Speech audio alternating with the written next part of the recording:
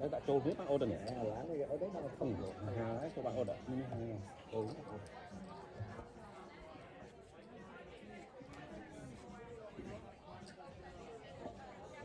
chẳng là mới trâu đó là biết về có bây giờ đó là vậy ta biết ở nhé còn tụ ở châu ấy cái châu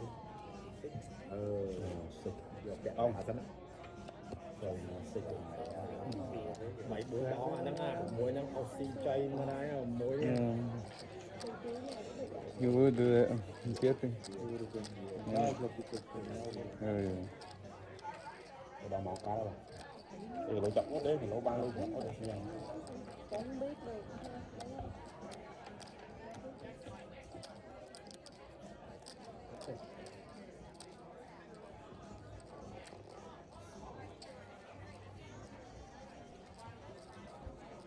không là oxy chay nha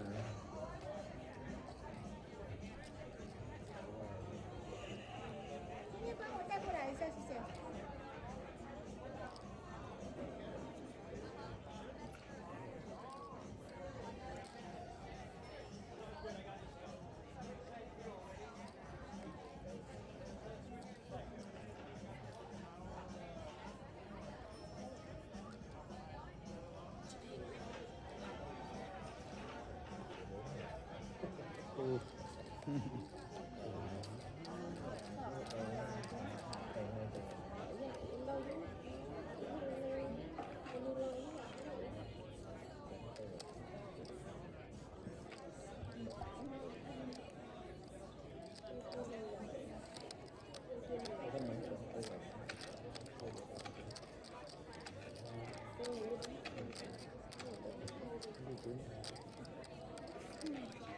Nhưng mà cũng không dám nói thôi. Thời gian nãy giờ thấy tay mới cái nó nhận mình như chào anh một bia thêm á trên ra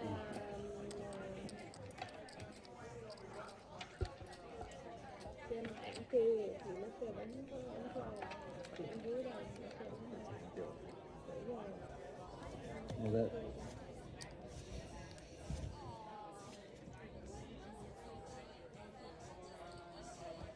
cám có phải hồi nha ngày nào lên rồi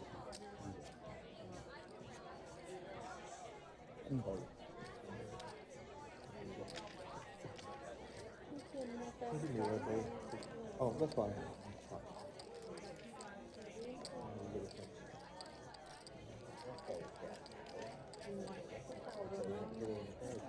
này con ôm một đứa chào ngon ấy nhưng mà ôm một áp Yeah.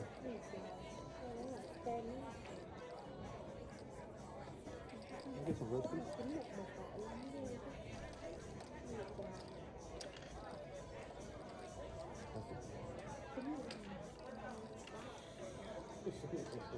Let's go.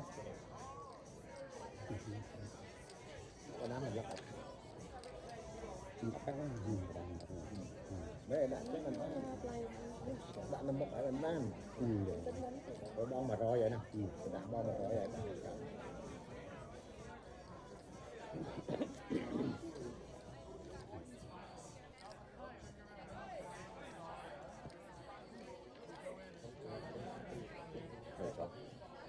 mới được xây mình nhận được bên từ ngon nữa này buồn chơi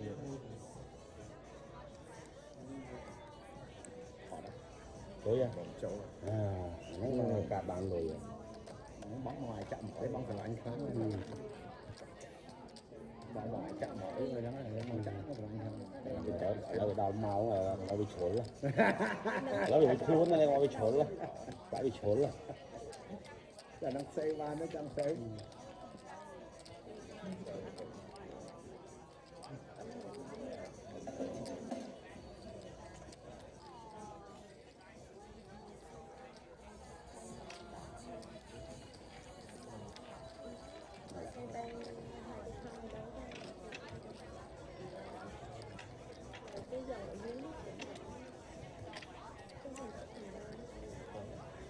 anh này rất là bia về trà system cho cao bia về trà quanh phóng bia chắc phải mấy phần bia thì cái trên câu trong là trên câu sủa chạy bởi vì trên câu này sủa chạy Lắm đâu, anh đi lắm đâu. chạm lên mà trên câu này nó đây có chạm mây Ôi, anh tới con nhỏ. bia không phải chạm mây là chẳng phải hiện chạm không là chạm mây là bia system chạm rồi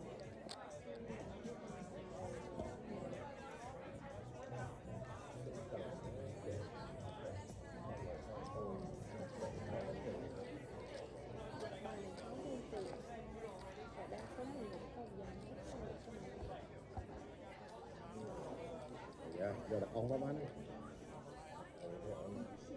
cái lọ đó bạn ăn lọ như vậy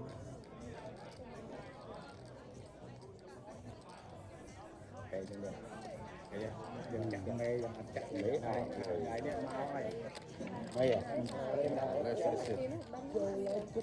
tôi đang mua nhà đang mua Bài thấy hai lỗ.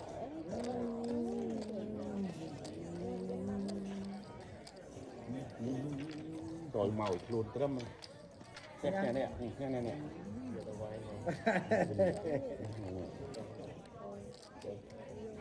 mình chơi bán bay này giờ hai à ở chỗ bọn hai đấy anh đi cho hàng cả đồng hai ok chỗ bọn hai sắp đúng không cả đồng hai chỗ bấm thắng là bấm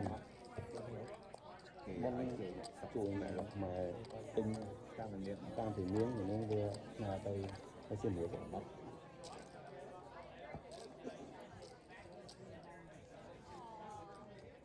mặc dòng của nó kéo thì luôn đó trên này được cái thứ này cho nên là do ai mới vậy ngon tránh bay chơi mà hiện rồi bay chơi nè bay đâu cái này bay chơi câu nào bay chơi không ăn one two three four four đấy nhưng mà phải bay chơi bằng lưỡi sợi trái vậy đó đây nhà bạn hai rồi bởi đâu làm đó châu phun không ai bay xem đó châu phun không tên nó đó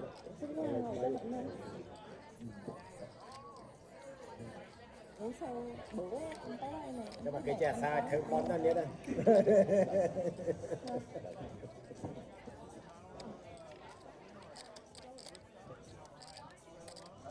ok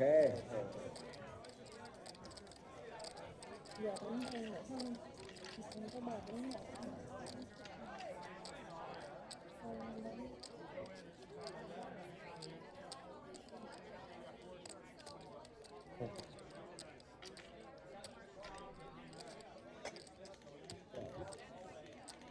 nhưng mà cái lên bia mà ban được nhá đấy chơi sao lên bia chẳng có một năm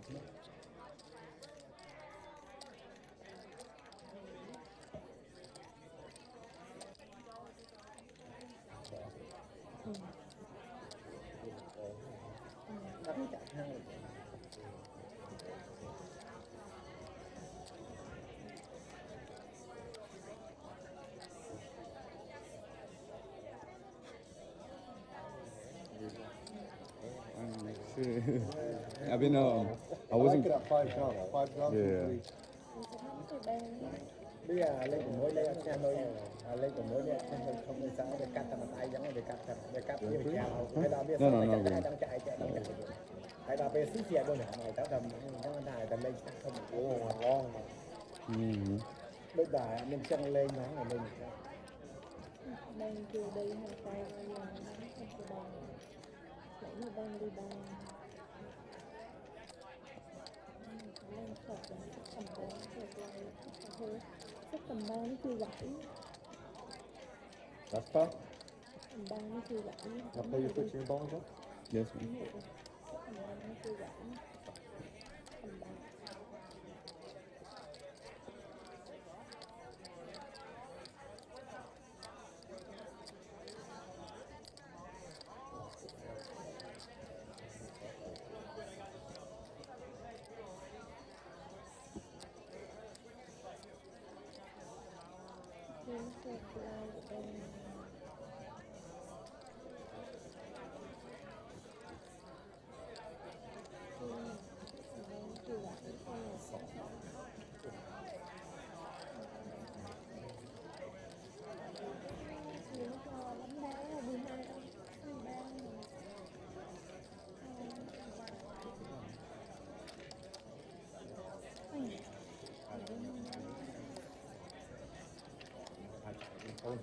men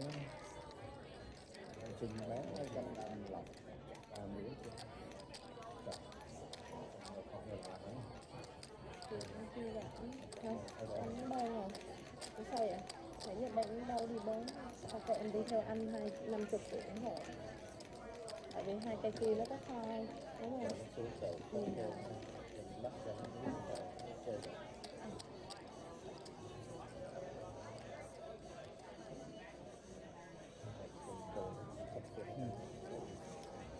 nhưng mà không nên không nên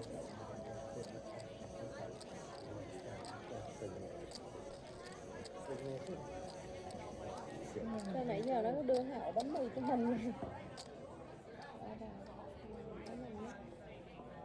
cho nó bún tự nhiên rửa mắt nó cũng muối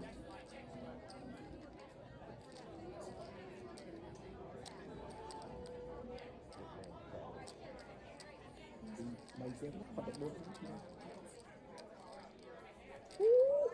wow Oh, hay shit. quá ơi giỏi lắm Nice. trời ơi hay cái này á,